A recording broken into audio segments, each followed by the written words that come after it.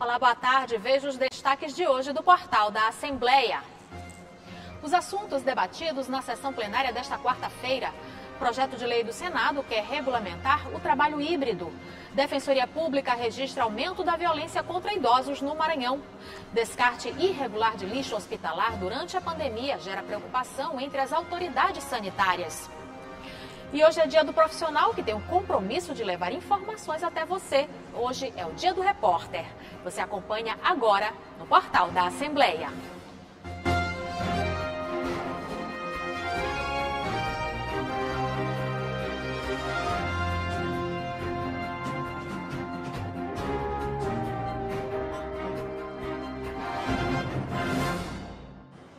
E a gente começa o portal conversando com o repórter Ronald Segundo, que vai contar pra gente como foi a sessão plenária de hoje. Boa tarde, Segundo. Muito boa tarde, Eli Coelho. Boa tarde a todos os telespectadores da TV Assembleia. A sessão plenária foi bem movimentada, acabou agora há pouco. Vários parlamentares utilizaram a tribuna. Deputados destacaram assuntos como a importância de investimentos no setor de segurança pública. Esse, inclusive, foi um tema tratado pelo deputado Wellington do Curso.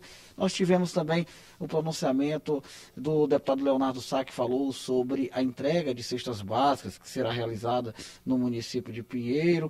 Mas os assuntos que tomaram maior, entre os assuntos que destacados pelos parlamentares na manhã de hoje, estava de fato a paralisação dos profissionais que integram o setor de transporte público de São Luís. Essa é uma notícia que tem repercutido bastante na capital maranhense. A gente sabe que, afinal, a questão do transporte público impacta diretamente na vida de praticamente todo mundo, claro. E a gente vai acompanhar, Eli Coelho, a movimentação da sessão plenária de hoje. Lembro ainda, antes da gente rodar o VT da sessão plenária, que amanhã também é dia de sessão plenária. A transmissão é sempre ao vivo pela TV Assembleia. 15 minutinhos antes a gente entra trazendo os principais detalhes da movimentação dos parlamentares. Mas vamos acompanhar a partir de agora como é que foram os trabalhos de agora a pouco, aqui direto do plenário, o deputado Najib Aico, na Assembleia Legislativa do Estado do Maranhão. O deputado Wellington do Curso lamentou a morte do policial militar Antônio Carlos Marques Santos, lotado no gabinete militar da Assembleia Legislativa. Os parlamentares respeitaram um minuto de silêncio em razão do acontecido. E eu saí da Assembleia e fui ao elevado da Coab, trânsito garrafado, muitas viaturas, e infelizmente eu constatei que nós perdemos mais um homem na Polícia Militar, mais um herói na Polícia Militar, mais um guerreiro na Polícia Militar e mais um guerreiro na Assembleia. O deputado Leonardo Sá anunciou a entrega de cestas básicas no município de Pinheiro, como medida de combate às dificuldades econômicas. Serão 18.800 cestas básicas para cuidar da segurança alimentar, deputado Ariston, fruto da nossa emenda parlamentar. O deputado estadual Duarte Júnior pediu a melhoria do transporte público de São Luís e chamou atenção para a paralisação dos profissionais do setor. O tema também foi tratado pelo deputado Dr. Iglesio. A prefeitura é um problema hoje, o sistema hoje, o sindicato das empresas tem problemas? Tem. O sindicato dos rodoviários atravessa problemas? Também atravessa. O que é que acontece? A prefeitura hoje, ela se encontra num dilema de fazer, de um lado, a mão da popularidade e, de outro lado, a mão do que precisa ser feito. Transporte público, que está parado de novo, mais uma vez, porque eu não posso concordar com aqueles que estão hoje na prefeitura e tentam fazer os consumidores, o povo, a nossa gente de bobo. O deputado Rafael deu destaque positivo para os bons resultados de estudantes maranhenses no Exame Nacional do Ensino Médio, o Enem. Nós resgatamos a credibilidade, nós resgatamos a educação pública. E isso agora se transforma em números. Inclusive com um percentual significativo, presidente Otelino Neto, de estudantes oriundos da rede privada, agora também estão no ensino público. O deputado Vinícius Louro falou sobre a ajuda aos moradores dos municípios de Poção de Pedras e Esperantinópolis, cidades prejudicadas pelas fortes chuvas. A gente está aqui observando avaliando, tomando as medidas cabíveis e necessárias como deputado estadual, representante do povo daquela região e principalmente das duas cidades, e trazendo o tema aqui para as entidades competentes.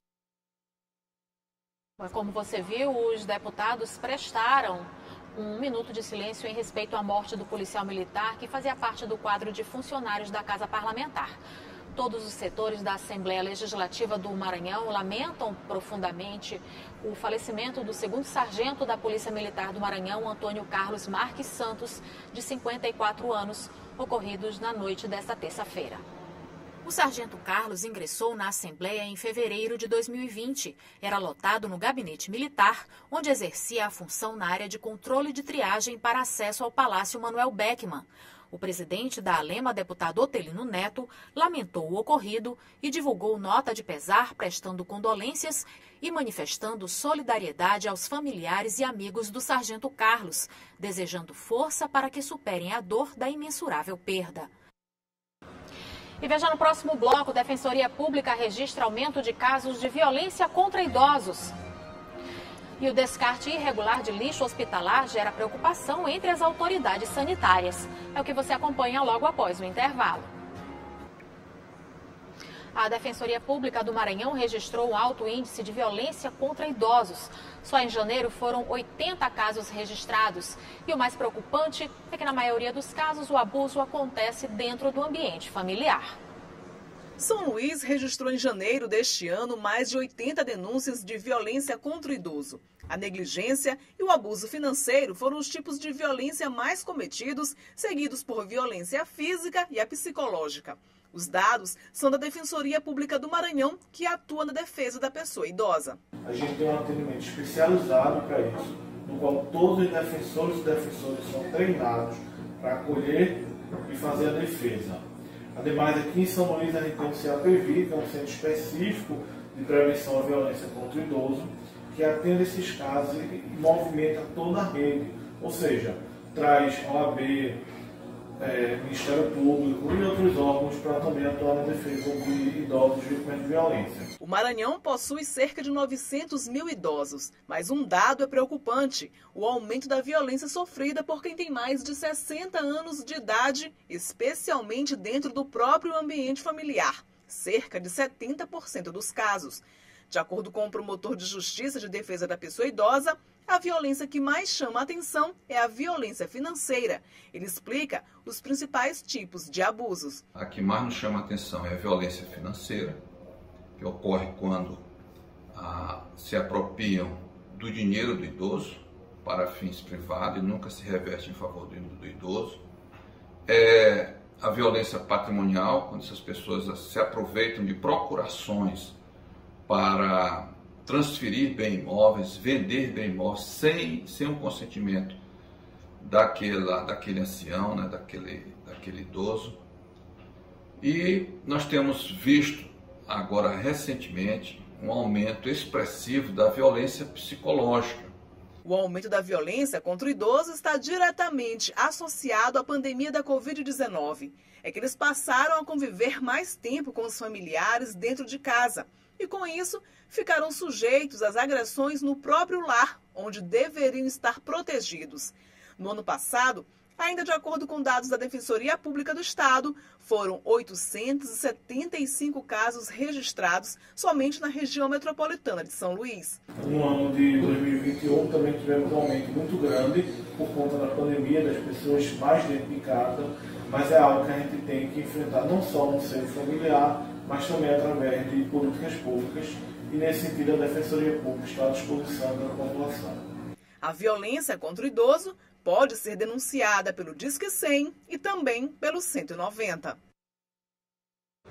Os dados mais recentes divulgados pela Secretaria de Estado da Saúde apontam que nas últimas horas foram notificados 12 óbitos por Covid e mais de 1.200 novos pacientes com a doença no Maranhão, a maioria na região metropolitana de São Luís. A SES informou também que quase 9.600.000 pessoas já foram vacinadas contra a Covid no estado. E no Maranhão, os órgãos de saúde estão preocupados com o aumento na produção de lixo hospitalar. O descarte irregular aumentou durante a pandemia e a falta de cuidado serve de alerta, principalmente para as pessoas que costumam utilizar as máscaras descartáveis e para os profissionais que atuam nas unidades de saúde. Além da Covid-19 e as inúmeras consequências da doença que matou milhares de pessoas no mundo inteiro, a pandemia trouxe outro problema. Toneladas de lixo hospitalar descartados de forma irregular no meio ambiente. Uma questão grave, já que o lixo hospitalar é perigoso porque pode infectar as pessoas. No caso da Covid-19, o lixo inclui máscaras descartáveis, seringas, testes de detecção do vírus e equipamentos de proteção individual. De acordo com a Organização Mundial de Saúde, entre março de 2020 e novembro de 2021, foram gerados resíduos durante a pandemia da Covid-19. No período, os países adquiriram cerca de 87 mil toneladas de EPIs, que podem ter acabado no lixo sem os devidos cuidados. Esse levantamento também inclui 140 milhões de kits de testes, 731 mil litros de resíduos químicos, 8 bilhões de doses de vacinas em todo o mundo, resultando em 144 mil toneladas de resíduos em formas de seringas, agulhas e caixas de segurança. A preocupação da OMS é que os países menos desenvolvidos não estão preparados para lidar com o lixo hospitalar, inclusive o gerado pela Covid-19. No Maranhão, órgãos de saúde confirmam o aumento na produção de lixo hospitalar, mas reforçam que a coleta regular vem sendo feita nas unidades maranhenses. A gente observou um crescimento muito grande nesse volume, nesses últimos 2 anos. A gente teve picos mensais aí de 500 mil litros de resíduo coletado. A nossa média hoje ela gira em torno de 300 mil litros mês. Isso varia bastante de acordo com a época do ano. Ultimamente a gente tem acompanhado aumentos associados aos picos da pandemia. Mas hoje a gente trabalha aí nessa base aí de 300 metros cúbicos mês de lixo infectante recolhido nas nossas unidades. O alerta também serve para as pessoas que costumam usar as máscaras descartáveis e principalmente para os profissionais que atuam nas unidades de saúde. É extremamente importante que o profissional, dentro daquilo que a gente já falou do procedimento padronizado, ele tome consciência dos locais de segregação. A parte mais importante para a gente é que o profissional, no seu ambiente de trabalho, ele tenha a exata noção de que tipo de recipiente é identificado como lixo infectante e que tipo de recipiente é identificado como lixo comum. E veja, no próximo bloco, hoje é dia do repórter, o profissional responsável por levar as notícias até você. Você acompanha logo após o intervalo.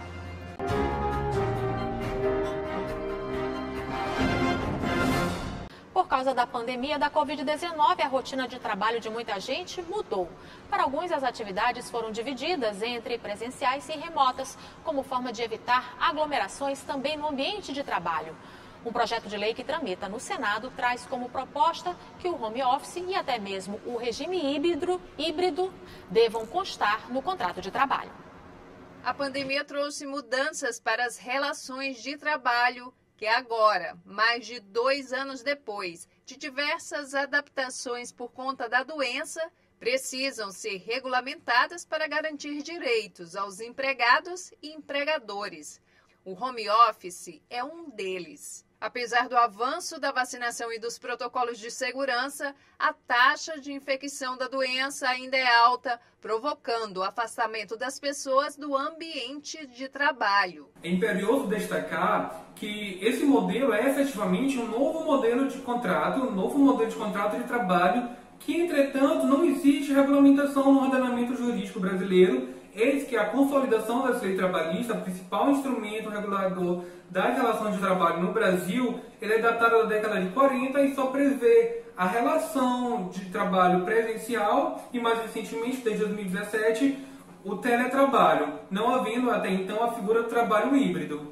O projeto de lei traz como proposta que o home office ou o regime híbrido devem constar no contrato de trabalho. Alterações também podem ser feitas pelo empregador, desde que também seja respeitado o prazo de 15 ou 30 dias de transição para o empregado. Segundo o projeto de lei número 10 de 2022, os contratos individuais de trabalho serão feitos de comum acordo entre as partes, podendo, inclusive, aquele que já trabalha de forma presencial migrar para o sistema híbrido de trabalho, ou aquele que trabalha tão somente de forma híbrida migrar para o trabalho totalmente presencial. Tudo será feito, segundo o projeto de lei, em comum acordo entre as partes.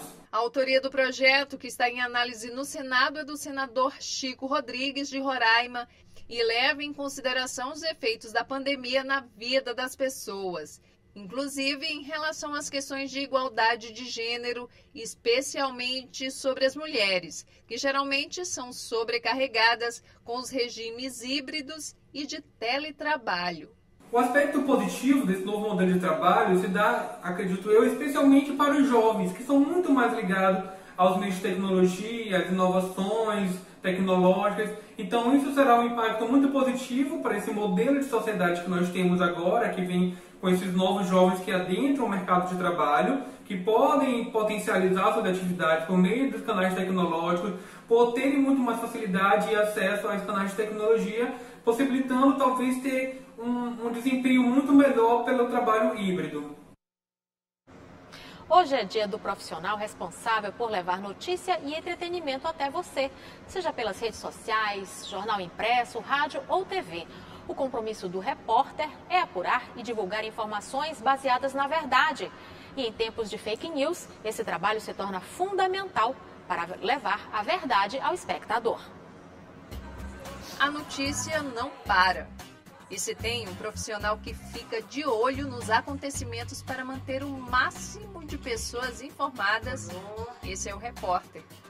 Não importa o meio, rádio, redes sociais, jornal impresso e televisão.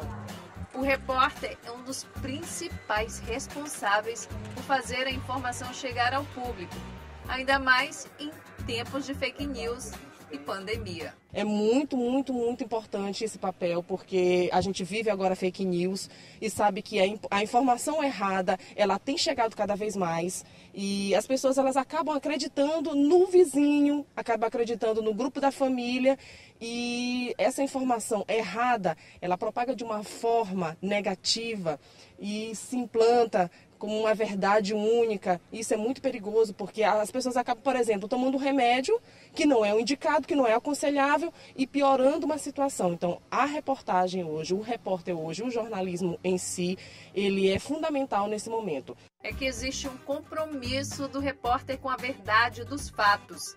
A apuração começa na redação, na reunião de pauta.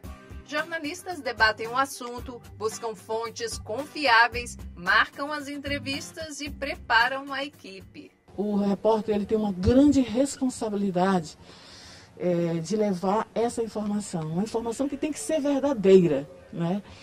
E como eu falei no início, essa informação ela contribui significativamente para a sociedade. Mas é na externa que o repórter conhece de perto a realidade dos fatos, as ruas, o dia a dia.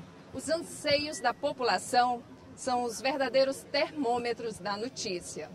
O repórter é aquele profissional que escuta as pessoas e conta as histórias, às vezes tristes, outras felizes ou de utilidade pública. Uma categoria que tem sido perseguida, mas tem uma importância imensa para a sociedade. O repórter ele tem uma importância para o Estado, para a sociedade, para ele, para a família dele. Quer dizer, dentro dessa busca de trazer com ética e responsabilidade o que foi determinado pelos seus superiores em nível de organização de trabalho, seja ele particular ou institucional. E sabe o que é mais interessante na profissão de repórter? O segredo da nossa paixão pela notícia é que cada dia temos uma história diferente para contar. Pra gente, os dias nunca são iguais. Não existe rotina.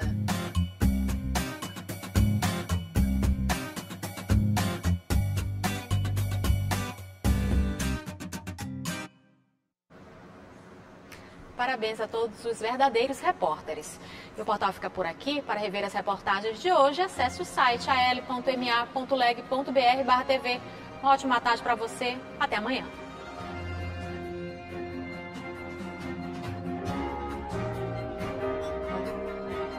Música